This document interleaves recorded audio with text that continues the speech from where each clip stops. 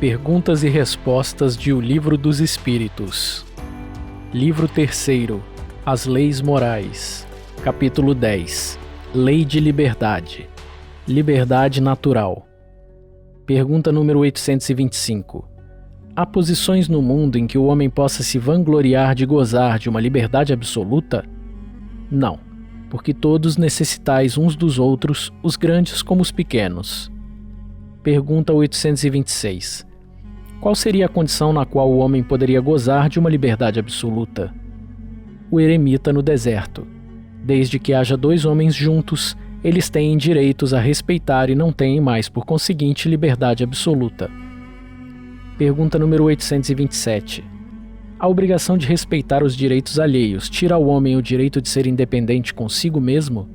De modo algum, porque é um direito que lhe vem da natureza. Pergunta número 828. Como conciliar as opiniões liberais de certos homens com o despotismo que frequentemente eles próprios exercem no seu interior e sobre os seus subordinados? Eles têm a inteligência da lei natural, estando ela contrabalançada pelo orgulho e pelo egoísmo. Eles compreendem o que deve ser quando seus princípios não são uma comédia representada calculadamente, mas não o fazem. Ser-lhes-ão levados em conta na outra vida os princípios que professaram neste mundo? Quanto mais inteligência tenha o homem para compreender um princípio, menos é escusável de não aplicá-lo a si mesmo. Digo-vos em verdade que o homem simples, mas sincero, está mais avançado no caminho de Deus do que aquele que quer parecer o que não é. Escravidão. Pergunta 829. Há homens que sejam, por natureza, destinados a ser de propriedade de outros homens? Toda sujeição absoluta de um homem a outro é contrária à lei de Deus. A escravidão é um abuso da força e desaparecerá com o progresso, como desaparecerão, pouco a pouco, todos os abusos.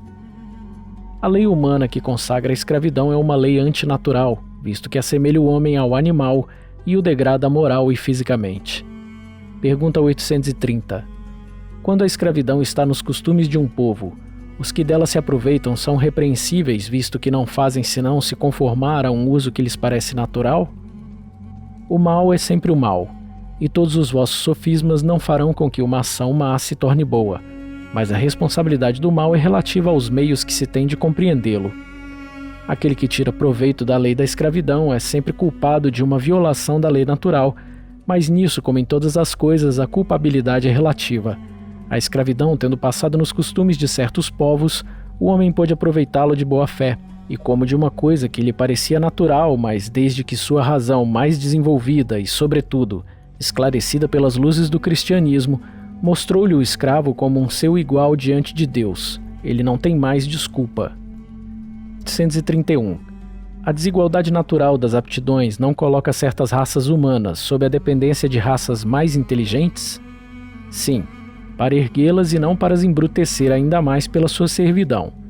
Os homens durante muito tempo têm olhado certas raças humanas como animais de trabalho, munidos de braços e mãos, que se julgaram no direito de os vender como besta de carga.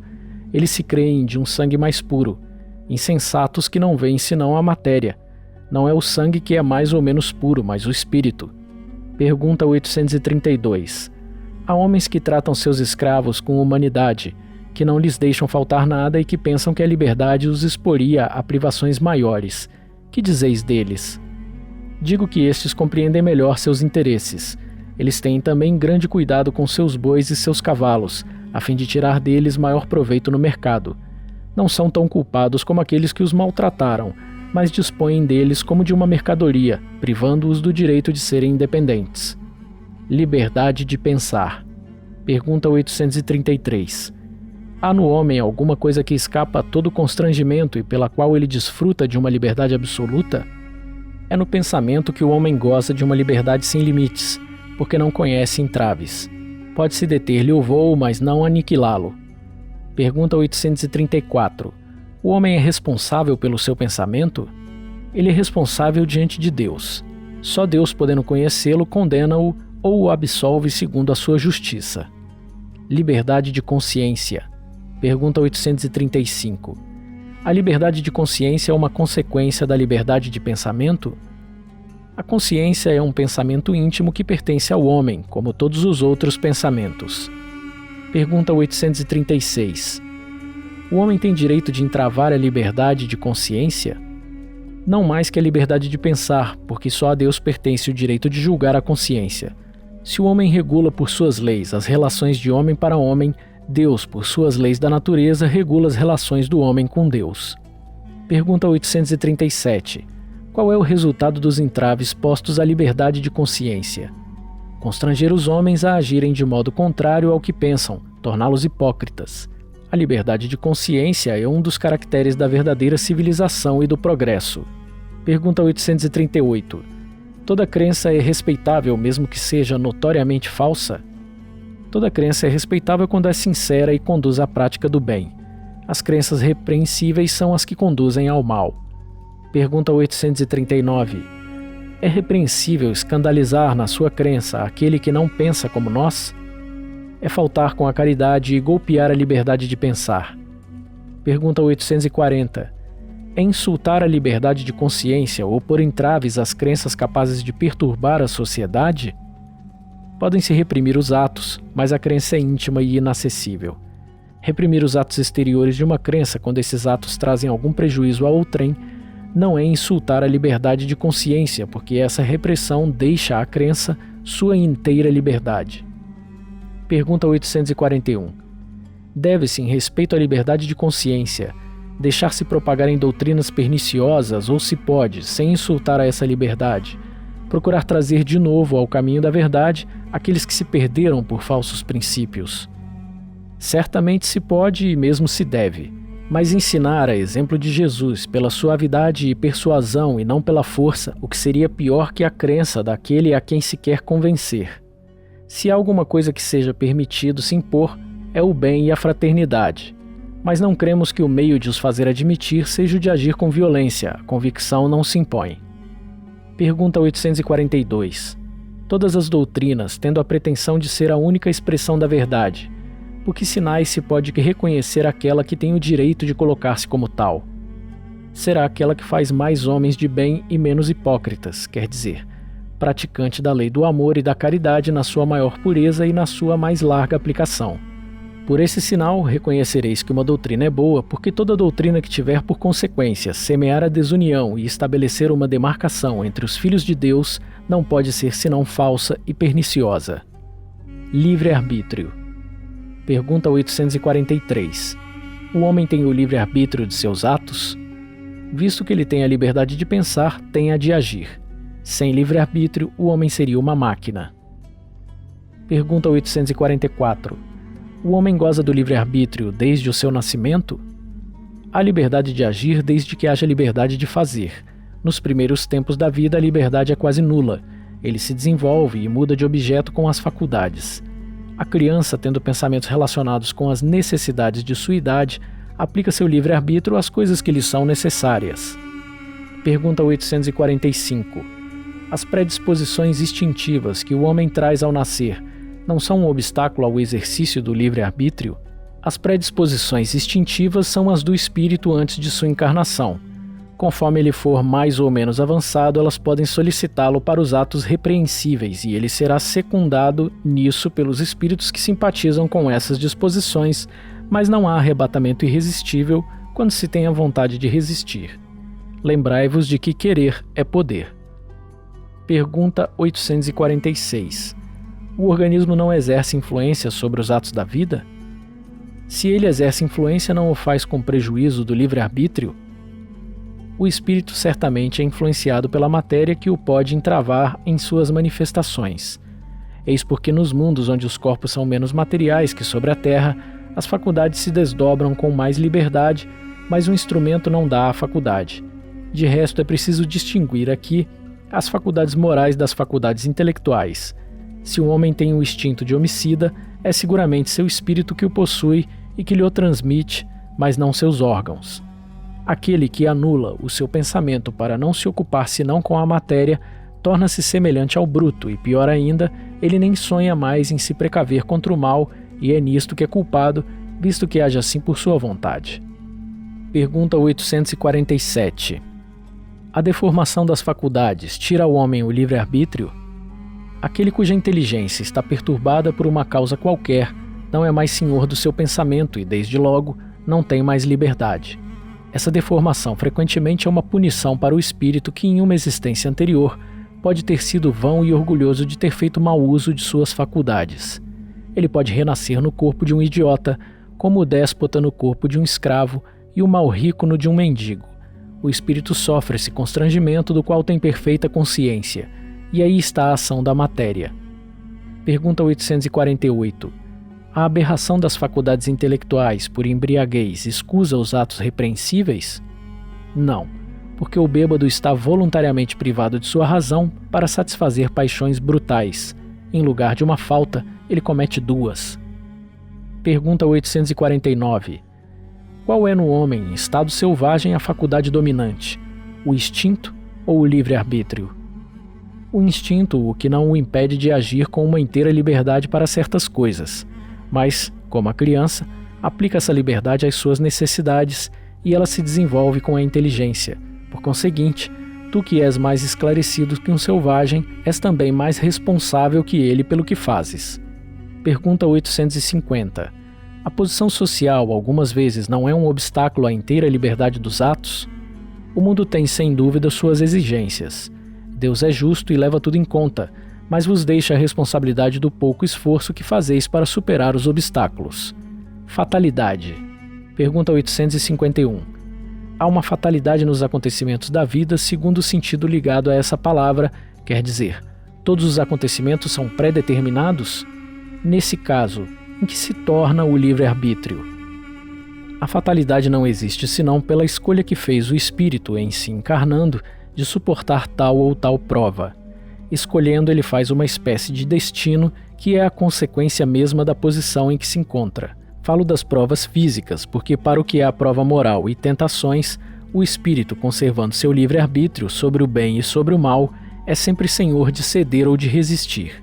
Um bom espírito, vendo-o fraquejar, pode vir em sua ajuda, mas não pode influir sobre ele de maneira a dominar sua vontade. Um espírito mau, quer dizer inferior, mostrando-lhe, exagerando-lhe um perigo físico, pode abalá-lo e assustá-lo, mas a vontade do espírito encarnado não fica menos livre de todos os entraves. Pergunta número 852. Há pessoas que uma fatalidade parece perseguir independentemente de sua maneira de agir. A infelicidade não está no seu destino?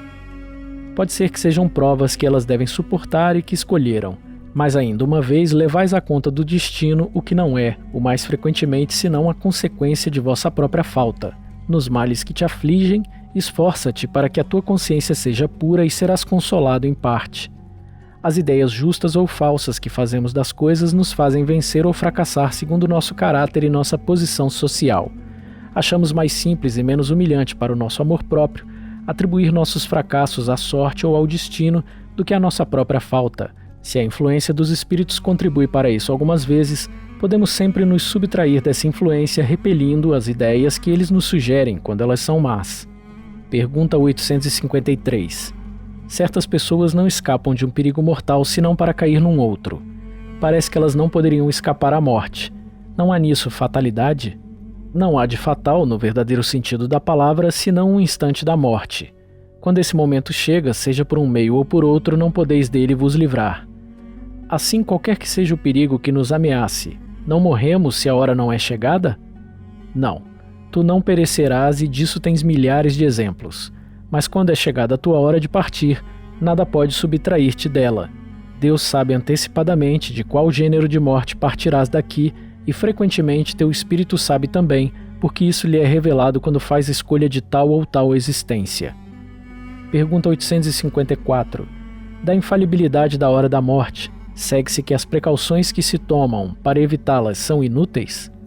Não, porque as precauções que tomais vos são sugeridas para evitar a morte que vos ameaça. Elas são um dos meios para que a morte não ocorra.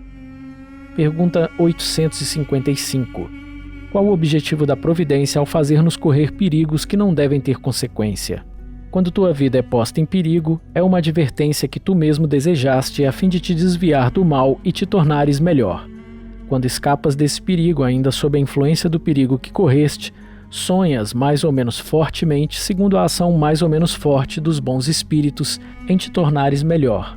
O mau espírito sobrevindo, digo mal subentendendo o mal que ainda há nele. pensas que escaparás igualmente de outros perigos e deixas de novo tuas paixões se desencadearem. Pelos perigos que correis, Deus vos lembra vossas fraquezas e a fragilidade de vossa existência. Se examinarmos a causa e a natureza do perigo, ver-se-á que, o mais frequentemente, as consequências foram a punição de uma falta cometida ou de um dever negligenciado. Deus vos adverte assim, para recolher-vos em vós mesmos e corrigir-vos. Pergunta 856. O espírito sabe antecipadamente o gênero de morte pelo qual deve sucumbir? Sabe que o gênero de vida que escolheu o expõe a morrer de tal maneira antes que de outra, mas sabe igualmente as lutas que terá de sustentar para o evitar e que, se Deus o permitir, não sucumbirá. Pergunta 857. Há homens que enfrentam os perigos dos combates com certa persuasão de que sua hora não chegou. Há algum fundamento nessa confiança? Muito frequentemente o homem tem o pressentimento de seu fim, como pode ter o de que não morrerá ainda. Este pressentimento lhe vem dos seus espíritos protetores que querem adverti-lo a estar pronto para partir ou que levantam sua coragem nos momentos em que ela lhe é mais necessária. Pode lhe vir ainda da intuição que tem da existência que escolheu ou da missão que aceitou e que sabe dever cumprir. Pergunta 858. Por que aqueles que pressentem a própria morte a temem, geralmente, menos que os outros? É o homem que teme a morte, não o espírito. Aquele que a pressente pensa mais como espírito que como homem, compreende sua libertação e a espera. Pergunta 859. Se a morte não pode ser evitada quando chegou a sua hora, ocorre o mesmo em todos os acidentes que nos atingem no curso da vida? Frequentemente essas são coisas muito pequenas das quais podemos vos prevenir e algumas vezes evitá-las dirigindo vosso pensamento porque não amamos o sofrimento material. Mas isso é pouco importante para a vida que escolhestes. A fatalidade verdadeiramente não consiste senão na hora em que deveis aparecer e desaparecer deste mundo. Há fatos que forçosamente devam acontecer e que a vontade dos espíritos não possa evitar? Sim, mas tu, quando no estado de espírito, viste e pressentiste ao fazer a tua escolha. Entretanto, não creias que tudo o que ocorre esteja escrito como se diz. Um acontecimento é, frequentemente, a consequência de uma coisa que fizeste por um ato de tua livre vontade, de tal sorte que, se não tivesse feito essa coisa, o acontecimento não aconteceria. Se queimas o dedo, isso não é nada, é o resultado de tua imprudência e a consequência da matéria. Não há senão as grandes dores, os acontecimentos importantes que podem influir sobre o moral, que são previstos por Deus, porque são úteis à tua depuração e à tua instrução. Pergunta 860. O homem, por sua vontade e por seus atos, pode fazer com que os acontecimentos que deveriam ocorrer não ocorram e vice-versa? Ele o pode desde que esse desvio aparente possa se harmonizar com a vida que escolheu. Ademais, para fazer o bem como deve ser, e como isso é o único objetivo da vida, pode impedir o mal, sobretudo aquele que poderia contribuir para um mal maior. Pergunta 861. O homem que comete um homicídio sabe, ao escolher sua existência, que se tornará um assassino? Não. Ele sabe que escolhendo uma vida de luta, há a chance para ele de matar um dos seus semelhantes, mas ignora se o fará porque há, quase sempre nele, uma deliberação antes de cometer o crime. Ora, aquele que delibera sobre uma coisa está sempre livre para fazê-la ou não. Se o espírito sabia de antemão que, como homem, devia cometer um homicídio, é que isso estava predestinado. Sabeis, pois, que não há ninguém predestinado ao crime e que todo crime ou todo ato qualquer é sempre o resultado da vontade e do livre-arbítrio. De resto, confundis sempre duas coisas bem distintas, os acontecimentos materiais da vida e os atos da vida moral. Se algumas vezes há fatalidade, é nos acontecimentos materiais cuja causa está fora de vós e que são independentes da vossa vontade. Quanto aos atos da vida moral, eles emanam sempre do próprio homem, que tem sempre, por conseguinte, a liberdade de escolha. Para esses atos, pois, jamais há fatalidade. Pergunta 862. Há pessoas para as quais nada sai bem e que um mau gênio parece perseguir em todas as suas empreitadas. Não há nisso o que se pode chamar fatalidade? A fatalidade, se a queres chamar assim. Ela, porém, prende-se à escolha do gênero de existência, porque essas pessoas quiseram ser experimentadas por uma vida de decepção a fim de exercitar sua paciência e sua resignação. Entretanto, não creiais que essa fatalidade seja absoluta. Frequentemente ela é o resultado de um caminho falso que tomaram e que não está em relação com a sua inteligência e suas aptidões. Aquele que quer atravessar um rio a nado, sem saber nadar, tem grande chance de afogar-se. Assim é na maior parte dos acontecimentos da vida. Se o homem não empreendesse senão coisas compatíveis com suas faculdades, ele teria êxito quase sempre. O que o perde é o seu amor próprio e sua ambição que o fazem sair de seu caminho e tomar por uma vocação o desejo de satisfazer certas paixões. Ele fracassa e a culpa é sua, mas em lugar de tomá-la sobre si, prefere acusar sua estrela. Tal seria um bom operário e ganharia honradamente sua vida, que seria um mau poeta e morreria de fome. Haveria lugar para todos se cada um soubesse se colocar no seu lugar. Pergunta 863. Os costumes sociais não obrigam frequentemente um homem a seguir tal caminho antes que outro, e não está ele submetido ao controle da opinião pública na escolha de suas ocupações? O que se chama o respeito humano não é um obstáculo ao exercício do livre-arbítrio? São os homens que fazem os costumes sociais e não Deus. Se se submetem a eles é porque isso lhes convém e o fazem por um ato de seu livre-arbítrio, visto que, se o quisessem, poderiam libertar-se deles. Nesse caso, por que se lamentar?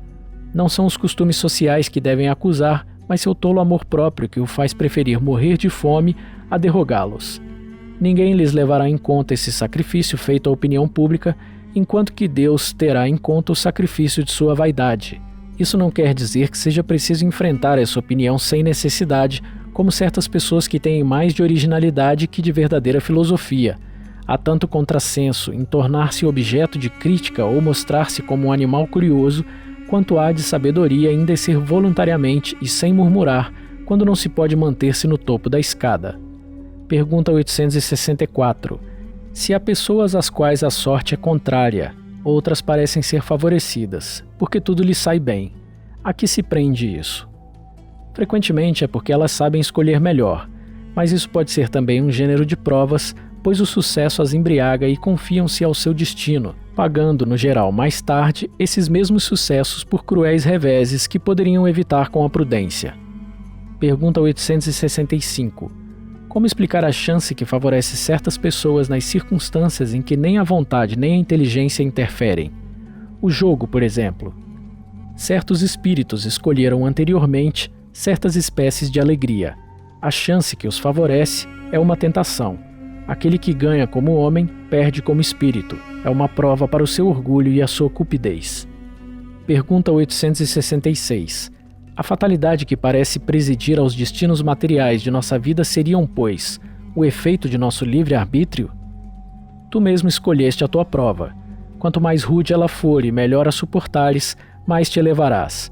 Aqueles que passam sua vida na abundância e na felicidade humana são espíritos frouxos que permanecem estacionários. Assim, o número de infortunados sobrepuja em muito os dos felizes desse mundo, já que os espíritos procuram, na maioria, a prova que resulte a mais frutífera. Eles veem muito bem a futilidade das vossas grandezas e das vossas alegrias. Aliás, a vida mais feliz é sempre agitada, sempre perturbada. Não o seria senão pela ausência da dor. Pergunta número 867. De onde vem a expressão nascer sob uma feliz estrela? Velha superstição que ligava as estrelas ao destino de cada homem, alegoria que certas pessoas têm a tolice de tomar ao pé da letra. Conhecimento do futuro. Pergunta 868. O futuro pode ser revelado ao homem? Em princípio, o futuro lhe é oculto e não é senão em casos raros e excepcionais que Deus permite a revelação. Pergunta 869. Com que objetivo o futuro está oculto ao homem? Se o homem conhecesse o futuro, negligenciaria o presente e não agiria com a mesma liberdade, porque seria dominado pelo pensamento de que, se uma coisa deve acontecer, não tem que se ocupar dela ou então procuraria dificultá-la. Deus não quis que fosse assim, a fim de que cada um concorresse para a realização das coisas, mesmo às quais gostaria de opor-se. Assim, tu mesmo, frequentemente, preparas, sem desconfiar disso, os acontecimentos que sobrevirão no curso da tua vida. Pergunta 870. Visto que é útil que o futuro seja desconhecido, por que Deus algumas vezes permite a sua revelação? Ele o permite quando esse conhecimento prévio deve facilitar a realização da coisa em lugar de dificultá-la, obrigando a agir de modo diverso do que se faria sem esse conhecimento. Aliás, frequentemente é uma prova. A perspectiva de um acontecimento pode despertar pensamentos mais ou menos bons. Por exemplo, se um homem deve saber que receberá uma herança com a qual não conta, poderá ser solicitado por sentimento de cupidez, pela alegria de aumentar seus gozos terrestres, pelo desejo de possuir mais cedo, talvez desejando a morte daquele que deve deixar-lhe a fortuna. Ou então, essa perspectiva despertará nele bons sentimentos e pensamentos generosos. Se a predição não se cumpre, é uma outra prova, a da maneira pela qual ele suportará a decepção. Mas não lhe será menor, por isso, o mérito ou o demérito dos pensamentos bons ou maus que a crença no acontecimento fez nele nascer. Pergunta 871. Visto que Deus sabe tudo, sabe igualmente se um homem deve ou não sucumbir em uma prova. Por conseguinte, qual a necessidade dessa prova, visto que ele não pode ensinar nada a Deus que já não saiba sobre a vida desse homem? Com isso queres perguntar por que Deus não criou o homem perfeito e realizado, porque o homem deve passar pela infância antes de atingir a idade adulta. A prova não tem o objetivo de esclarecer a Deus sobre o mérito desse homem, porque Deus sabe perfeitamente o que ele quer, mas de deixar a esse homem toda a responsabilidade de sua ação, visto que tem a liberdade de fazer ou de não fazer. Tendo o homem a escolha entre o bem e o mal, a prova tem por efeito colocá-lo em luta com a tentação do mal e deixar-lhe todo o mérito da resistência. Ora, visto que Deus sabe muito bem e antecipadamente se ele triunfará ou não, não pode, em sua justiça, nem puni-lo nem recompensá-lo por um ato que ainda não tenha praticado. Assim o é entre os homens. Por mais capaz que seja um estudante, por mais certeza que se tenha de o ver triunfar, não se lhe confere nenhum grau sem exame, quer dizer, sem prova. Da mesma forma, o juiz não condena um acusado senão por um ato consumado e não pela previsão de que ele pode ou deve consumar esse ato. Quanto mais se reflita sobre as consequências que resultariam para o homem o conhecimento do futuro, mais se vê quanto a providência foi sábia ao ocultá-la. A certeza de um acontecimento feliz o mergulharia na inanição, a de um acontecimento infeliz no desencorajamento. Em um e outro caso, suas forças estariam paralisadas. Por isso, o futuro não é mostrado ao homem senão com um fim, que ele deve atingir por seus esforços, mas sem conhecer o processo pelo qual deve passar para atingi-lo. O conhecimento de todos os incidentes do caminho diminuiria sua iniciativa e o uso de seu livre-arbítrio, e ele deixaria arrastar pela fatalidade dos acontecimentos, sem exercitar suas faculdades. Quando o sucesso de uma coisa está assegurado, ninguém se preocupa mais com ela. Resumo teórico da motivação das ações do homem. Pergunta 872. A questão do livre-arbítrio pode ser resumida assim. O homem não é fatalmente conduzido ao mal, os atos que ele realiza não estão antecipadamente escritos, os crimes que ele comete não resultam de uma sentença do destino. Ele pode, como prova e como expiação, escolher uma existência em que terá os arrastamentos do crime, seja pelo meio que está colocado, seja pelas circunstâncias que sobreviverão, mas está sempre livre para agir ou não agir. Assim, no estado do espírito, o livre-arbítrio existe na escolha da existência e das provas, e no estado corporal, na faculdade de ceder ou de resistir aos arrastamentos aos quais estamos voluntariamente submetidos. Cabe à educação combater essas más tendências e o fará utilmente quando estiver baseada no estudo profundo da natureza moral do homem. Pelo conhecimento das leis que regem essa natureza moral, chegar-se-á a modificá-la como se modifica a inteligência pela instrução e o temperamento pela higiene. O espírito liberto da matéria e no estado errante faz a escolha de suas existências corporais futuras segundo o grau de perfeição que alcançou, e é nisso, como dissemos, que consiste sobretudo seu livre-arbítrio. Essa liberdade não é anulada pela encarnação. Se cede à influência da matéria, é porque sucumbe sob as próprias provas que escolheu e é para ajudá-lo a superá-las que ele pode invocar a assistência de Deus e dos bons espíritos. Sem o livre-arbítrio, o homem não tem nem demérito no mal, nem mérito no bem. E isso é igualmente reconhecido no mundo onde se proporciona sempre a censura ou o elogio à intenção, quer dizer, à vontade. Ora, quem diz vontade diz liberdade. O homem, portanto, não saberia procurar uma desculpa de suas faltas no seu organismo sem abdicar de sua razão e de sua condição de ser humano para se assemelhar ao animal. Se assim o é para o mal, o será também para o bem. Mas quando o homem faz o bem, tem grande cuidado em fazer-se merecedor e não procura, por isso, gratificar seus órgãos, o que prova que, instintivamente, ele não renuncia, malgrado a opinião de alguns sistemáticos, ao melhor privilégio de sua espécie, a liberdade de pensar. A fatalidade, tal como é vulgarmente entendida, supõe a decisão prévia e irrevogável de todos os acontecimentos da vida, qualquer que seja a importância. Se ela estivesse na ordem das coisas, o homem seria uma máquina sem vontade. Para que lhe serviria sua inteligência, visto que seria invariavelmente dominado em todos os seus atos pela força do destino? Uma tal doutrina, se fosse verdadeira, seria a destruição de toda liberdade moral. Não haveria mais responsabilidade para o homem e, por conseguinte, nem bem, nem mal, nem crimes, nem virtudes.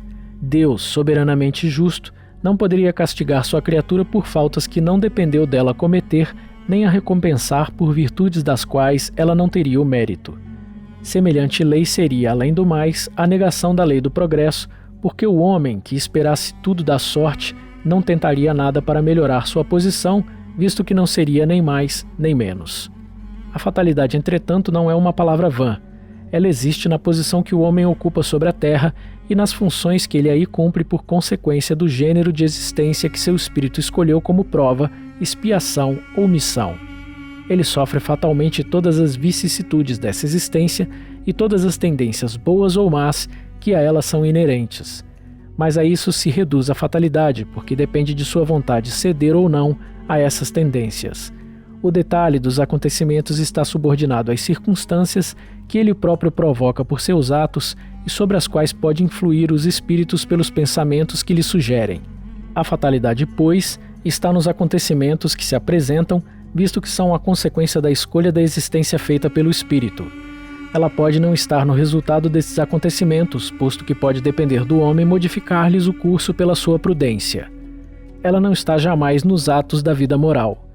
É na morte que o homem está submetido de maneira absoluta à inexorável lei da fatalidade, porque não pode fugir à sentença que fixa o termo de sua existência, nem ao gênero de morte que deve interromper-lhe o curso. Segundo a doutrina vulgar, o homem possuiria todos os instintos em si mesmo e eles proviriam, seja de sua organização física, pela qual não poderia ser responsável, seja de sua própria natureza, na qual pode procurar uma escusa para suas faltas aos seus próprios olhos, dizendo que isso não é sua falta, desde que foi feito assim. A doutrina espírita, evidentemente, é mais moral.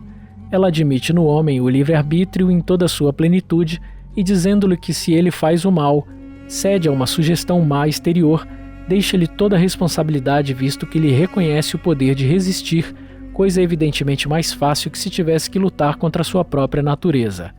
Assim, segundo a doutrina espírita, não há arrastamento irresistível. O homem pode sempre fechar o ouvido à voz oculta que o solicita ao mal em seu foro íntimo, como pode fechá-lo à voz material de quem lhe fala. Ele o pode por sua vontade, pedindo a Deus a força necessária e reclamando para isso a assistência dos bons espíritos. É o que Jesus nos ensina na prece sublime da oração dominical, quando nos faz dizer: não nos deixeis sucumbir à tentação, mas livrai-nos do mal. Essa teoria da causa excitante de nossos atos ressalta evidentemente de todo o ensinamento dado pelos espíritos. Não somente ela é sublime em moralidade, mas acrescentaremos que revela o homem a si mesmo. Ela o mostra livre para sacudir um jugo obsessor, como é livre para fechar sua casa aos importunos. Ela não é mais uma máquina agindo por um impulso independente de sua vontade. É um ser racional que escuta, julga e escolhe livremente entre dois conselhos. Admitamos que, malgrado isso, o homem não está privado de sua iniciativa, não age menos por impulso próprio, visto que, em definitivo, ele não é senão um espírito encarnado que conserva, sob o envoltório corporal, as qualidades e os defeitos que tinha como espírito. As faltas que cometemos têm, pois, sua fonte primeira nas imperfeições de nosso próprio espírito, que não atingiu ainda a superioridade moral que terá um dia, mas que nem por isso tem diminuído seu livre-arbítrio. A vida corporal lhe é dada para se livrar das suas imperfeições pelas provas que nela deve suportar, e são precisamente essas imperfeições que o tornam mais fraco e mais acessível às sugestões dos outros espíritos imperfeitos, que delas se aproveitam para fazê-lo sucumbir nas lutas que empreende. Se ele sai vencedor dessa luta, eleva-se. Se fracassa, permanece aquilo que foi, nem pior nem melhor. É uma prova para recomeçar e pode durar muito tempo assim. Quanto mais ele se depura, mais essas fraquezas diminuem e menos se expõe àqueles que o solicitam para o mal. Sua força moral cresce em razão de sua elevação, e os maus espíritos se afastam dele. Todos os espíritos mais ou menos bons, quando encarnados, constituem a espécie humana, e como nossa Terra é um dos mundos menos avançados, aqui se encontram mais maus que bons espíritos. Por isso aqui vemos tanta perversidade.